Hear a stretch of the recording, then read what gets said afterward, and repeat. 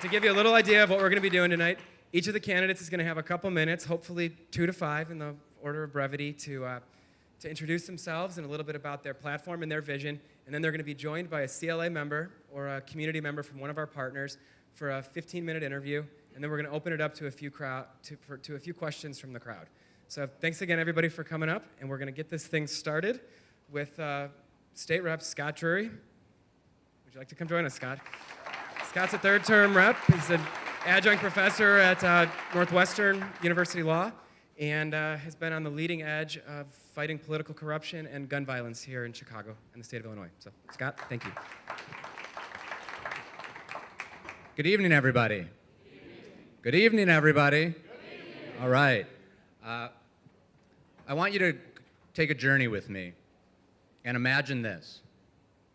I want you to imagine waking up one morning and you open up the newspaper, whatever paper you choose, and it says that a manufacturer who was looking to move to California or Texas or New York or Illinois decided to move its factory to Illinois. And then the next article in the paper says that it was the leadership of Illinois government and a governor and a general assembly that we could trust that got us that manufacturer. Imagine that. And now think, why isn't that the case? Why is it that when you open up the paper, we're not competing with California and New York and Texas? In Illinois, we're competing with Kentucky and Wisconsin and Indiana, even though we have far better resources, a far more educated workforce, and a far better place for people to do business in terms of our transportation hub and just access to capital and access to labor. The reason for that is that our state has become completely dysfunctional. Our state can't be trusted. Our state goes from fire to fire to putting out this fire and putting out that fire. And we're going to change that. My name is Scott Drury. I'm a Democratic candidate for governor, and I'm running for office to bring an honest change to the state of Illinois. I'm a former federal prosecutor. I worked at the U.S. Attorney's Office in Chicago under Pat Fitzgerald for about 7.5 years, where I fought public corruption and where I fought gun violence. And it was those experiences that convinced me that we need to put better people into office. We need to have a government that people can trust so that when we say this is what the government is doing, this is why we have this roadblock in the way, that you actually believe us. Last week or a couple weeks ago, I introduced our plan called Rebuild Illinois. It's our blueprint for a better Illinois. And what it does is it talks about an accountable government, a responsible government, and an honest government, a government that's going to work for all of us. What is the biggest problem confronting the state of Illinois right now? Everyone could probably come up with their own. But the reality is the state of Illinois has over $200 billion in debt that weighs us down like a lead weight. Over $200 billion accumulated over 30 years. It's not a Republican problem. It's not a Democratic problem. It's our problem. And that's our pension debt. And we can talk about raising taxes and all different types of taxes all we want.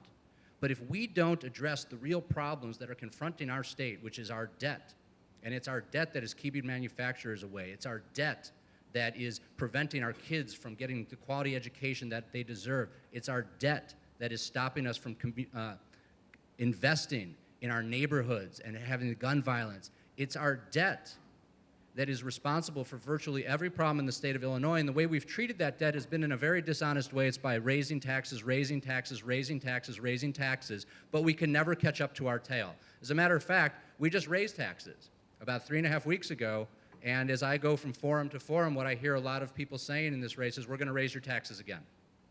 And Toyota is trying to come to Rockford. This is real. Toyota has said, we're looking at Rockford to be the place where we're going to open up our next American plant. And I was talking with the editorial board up in Rockford, and I said, imagine two pitches we could make to Toyota. One is that Illinois is going to be great in the future because we're going to change our tax system, and we're going to tax people more, and we're not going to deal with our debt, and that's going to fix all the problems of the state of Illinois. Or we're going to stabilize Illinois. We're going to look at the real problems. We're going to make tough decisions. Our leaders are going to lead from the front instead of following from behind. And we are going to address our pension debt in a real way. We're going to have leaders that we can trust, leaders who have fought public corruption, leaders who understand that what you say in campaigns matter, leaders who don't lie to get elected. which one is Toyota going to listen to? Are they going to say, oh, okay, there's more taxes, we want to move our company here, we think that's going to be good for jobs, it's going to reinvigorate Rockford, which has been just hit with issue after issue. It used to be such a vibrant community. Or are they going to say, wow, if we could stabilize Illinois, we want to invest in that? I contend that it's the latter. And so with Rebuild Illinois, we are going to build that bright future. We are going to return Illinois government to its rightful owner, which isn't politicians, which isn't entrenched people, which isn't lobbyists. It's all of us. It's everyone in this room. That's who Illinois belongs to. And when I'm governor, we're going to make sure that government belongs to you, not the politicians. My name is Scott Drury. I'm running for governor. Thank you.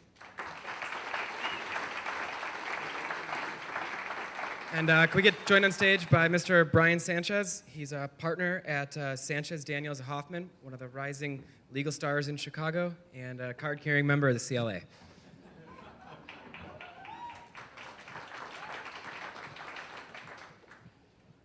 Okay, Representative Drury, that was a great opening, and you identified one of the biggest problems that the state of Illinois has, which is the pension, the underfunded pensions, and the debt that brings. While you've identified the problem, now what is your proposal for how to solve it? Absolutely. So the Illinois Supreme Court said that there's a very narrow window that we can go through to address pensions. So here's the solution. We can offer people buyouts out of the pension system. We could offer them cash today to leave the system. 70 cents on the dollar has been the proposal. We can offer them different sort of take a reduced benefit in return for making a lesser payment into the system while you're there. Talking with the systems, they believe that 25 to 35% of the people will take that offer, which will reduce our debt. We can make a commitment through law to make our pension payments. A lot of people say, oh, we got a balanced budget in the last month or so. The reality is we balanced that budget on the backs of our children and our grandchildren because we shorted the pension payment $500 million, which is just going to make that problem worse in the future. So we have to make the payment. Once the public sees that we are serious for the first time in my lifetime, and probably most of your lifetimes, about dealing with the pension debt, we can then talk to the public and say, look, this is what we've done, this is what we're doing, and we can talk about re-amortizing, refinancing the remainder of that debt. And why is that important? Because our pension debt, our pension payment in any given year is $8 billion, with a B, $8 billion. 26 cents of every tax dollar that you spend comes off the top to pay pension debt. The last tax increase raised $5 billion in revenue. If we could get just a portion of that $8 billion back and work towards getting most of it back, we could fund public education, we could invest in healthcare, we can invest in our communities, and we could make Illinois a state that is synonymous with prosperity instead of being a state where people hear the word and they say, what's it like to live there? The state of Michigan has at least been discussing the possibility of moving from pensions to 401ks for various state employees. What are your thoughts on doing that in Illinois? So Illinois recently passed some legislation that creates a new tier which would allow some people to move into a 401k style plan while still keeping a pension plan. The real issue that we need to be cautious about is if we immediately move to a 401k plan for everybody, is that it would bankrupt the system. The pension systems in a lot of ways are like a Ponzi scheme in the sense that the money people are drawing from the pension system is not the money they invested. It relies on new money coming in. So if we went to a 401k style plan right away, there would be no new money coming into the system, which would bankrupt the system more quickly, and Illinois would have to have a plan in place of what are we going to do with all of these retirees who now have no retirement income. So we have to be cautious about it, but it's certainly a direction in which the General Assembly has been moving, but we're not quite there yet. In August of 2016, the Illinois Supreme Court blocked from the ballot a redistricting reform measure that would take much of the politics out of the redrawing of state legislative boundaries. What is your stance on redistricting reform? I think the number one thing we can do in Illinois is draw fair maps to get better elections. If every politician in Illinois knew that someone might run against them, you would immediately get better government, more honest government, more accountable government. I'm proud to have been a sponsor of legislation since I've been in the General Assembly for fair maps, And actually, I just added my name to an amicus brief that's going to the Supreme Court on the U.S. Supreme Court on the Tuesday after Labor Day, which addresses this issue of fair maps all over the country. So I don't just say I'm in favor of it. I don't just propose fake legislation. I have put my name behind this issue, and it is something that I will advocate for strenuously as governor, not through the petition process, which the court has struck down, but legislatively, so we can actually get fair maps that don't look like snakes, they don't look like serpents, they look like rectangles, and that we all can have fair elections and put people we want into office who actually represent us instead of representing themselves. I want to talk a little bit about your time as a state representative. What can you tell us about your time as a representative? What accomplishments are you proud of as your time as a rep? I think what I'm most proud of is when over the course of my time in the General Assembly, I've been there about 5 years now, I have become known as a leader in the movement for criminal justice reform. And this was before it was a popular issue. I think leadership is finding an issue before it's trendy and taking it on. So when I came into the General Assembly back in 2013, the very first issue that I worked on was Illinois' horrible record of putting innocent people in prison. Illinois is the worst in the country in putting innocent people in prison. It wasn't a popular issue at the time and had to go up against Democratic constituencies that say, the police like this, Anita Alvarez likes this, but we knew it was the right thing to do. And so we got reforms in 2013 and 2014 which have transformed the way in which interrogations and criminal investigations move forward in Illinois, and we have now become a leader in the area. And it didn't take me seeing a young African-American male being shot in the back 16 times to say, boy, we need to do something to fix the system. I was on the front edge of that, and I'm very proud of that. And in the issue of just economic reform, as a Democrat, I've had to take some tough votes and not always vote for these budgets that we've been passing that have been out of balance.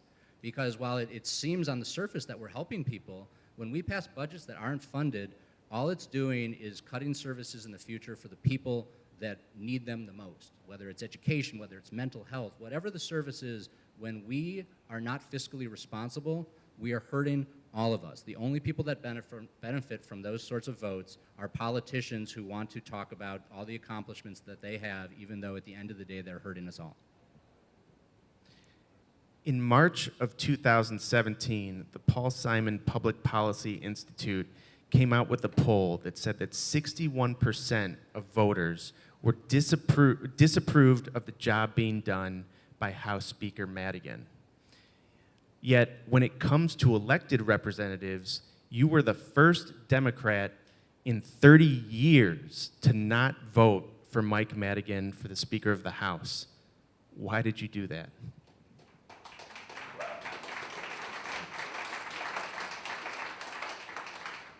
That's why. No, seriously, that's why, right? So you have that statistic, 61% of the people in Illinois disapprove of the job he's doing. In my district, which is the northern suburbs of Illinois, the northern suburbs of Chicago, the number is probably even higher. And throughout the state, most of your representatives would be upside down too in terms of disapproval versus approval of the speaker. So all I did was represent my district, and my title is representative. Yet that's seen as a courageous vote. That people, oh, that took so much courage. You know, the first person in 30 years, in 3 decades, to do that. So how many hundreds or thousands of representatives didn't do that? And my point is this, is that I'm not the only one who wanted to take that vote. I'm the only one who did it. And we have to ask ourselves, why? Why is that? And it's because our state isn't really a democracy anymore. It's run by fear. It's run by money, and it's run by what chairmanship I'm going to get or not get.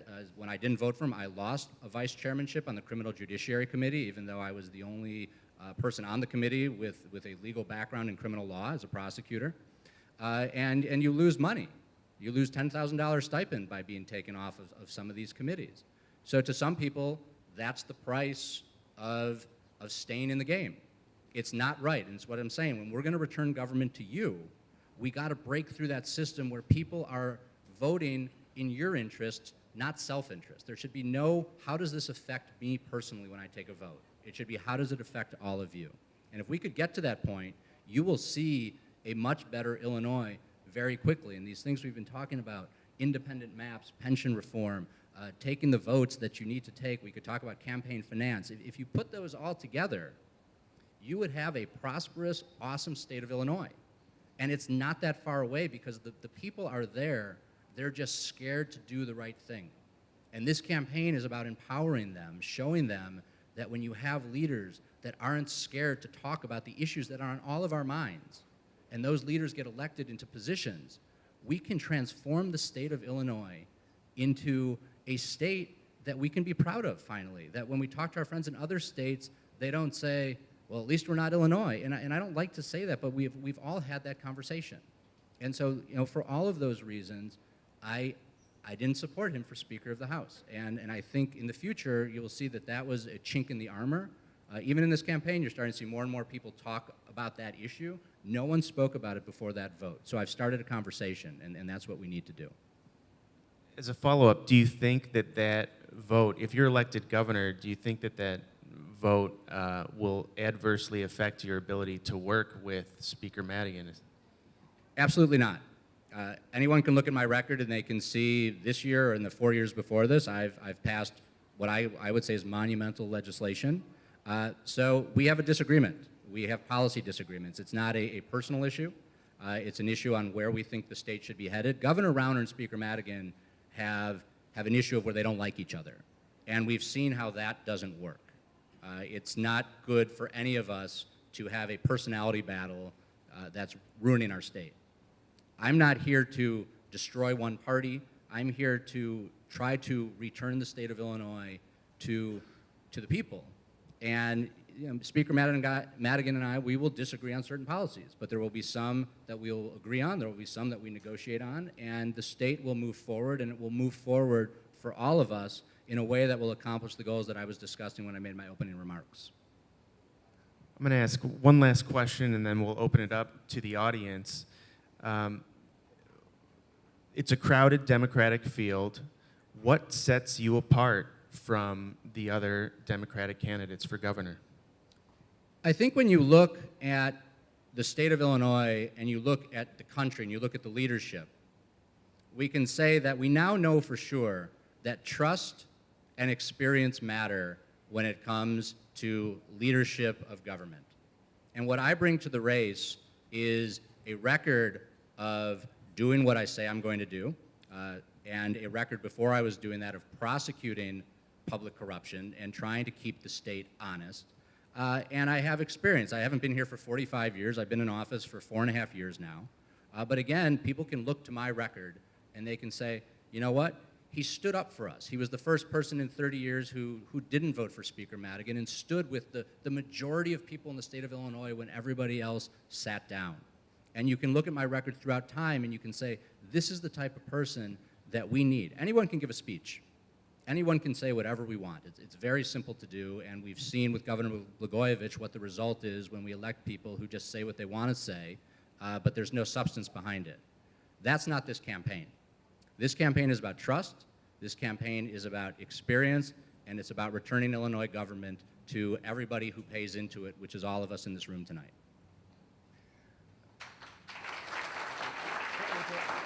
We're going to do a couple questions from the crowd. Brian, if you want to call in folks, I will run out and make sure they got a microphone. And with these Q&A with the audience, can we do our best to keep the questions and the answers short as well? Okay, got a question right here. Thank you. Very, very good presentation today.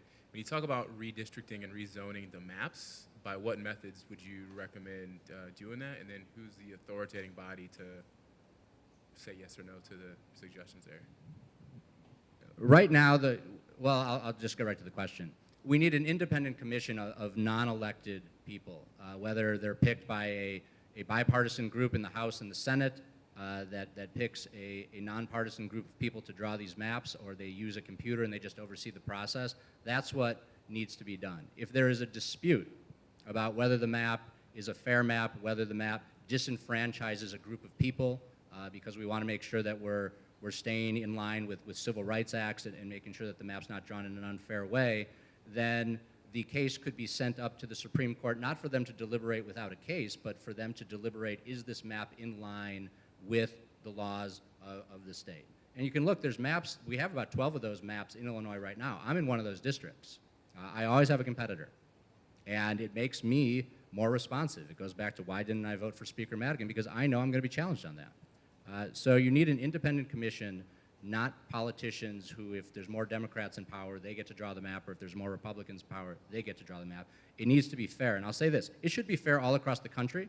It should be fair for every state, and it should be fair in the federal government. This isn't something just for Illinois, but we should lead on the issue, because people should look to Illinois as a state that is leading the pack, not following it like we've been doing for so long. You can do one more. One question over here.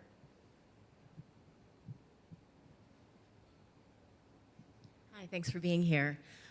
You talk about bringing Illinois government back to the people, which I absolutely agree with, but this is a very diverse state, and there's a lot of different stakeholders within the state can have very different priorities.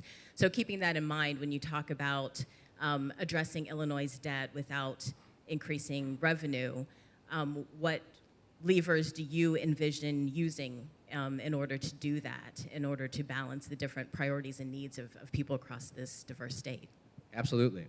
So first of all, I want to say, we just did increase revenue by $5 billion, and I was one of the people that voted for that. So it wasn't that I'm adverse completely to doing that, but we literally just did it. In terms of getting money back that we can reinvest in the communities, a major part of that plan is pension reform, which we talked about. That's $8 billion. We're not going to get it all back, but we could start introducing legislation today. It doesn't take a constitutional amendment for a new tax scheme that doesn't exist till 2022. We can do that today. The other big component is criminal justice reform. We spend $40,000 per person per year to keep a person in prison. And prisons have become an industry. We have to keep prisons open because people work in prisons, and there's stores around prisons, and there's restaurants around prisons. That's not how it should be. It's not how it's supposed to be. That money should be in mental health centers so that we're treating people instead of putting them in prison, making them productive members. I was one of the two commissioners in the House on the Illinois Commission on Criminal Justice and Sentencing Reform with a goal of reducing the prison population by 25% by 2025. And I'm proud that we've put the solutions out there. And if we can do pension reform and criminal justice reform, and I've laid out the solutions for both, we would get billions of dollars back into the system that could be invested in the communities and in the schools all across Illinois, not just Chicago, not just downstate, not in the suburbs, but all across Illinois. And instead of having gun violence and saying the cure to gun violence is higher sentences, we can say, you know what? The cure to gun violence is education. The cure to gun violence are jobs. The cure to gun violence is hope. And that's what our vision is. It's for a better and brighter Illinois for everybody. And you can't do that by just saying all we are going to do is look to the future and keep raising revenue if we're not going to address the underlying problem, and we're not going to build this foundation of trust. And that's what the campaign is built on. Ladies and gentlemen, Representative Scott Drury. Thank you so much. I really appreciate it. Thank you.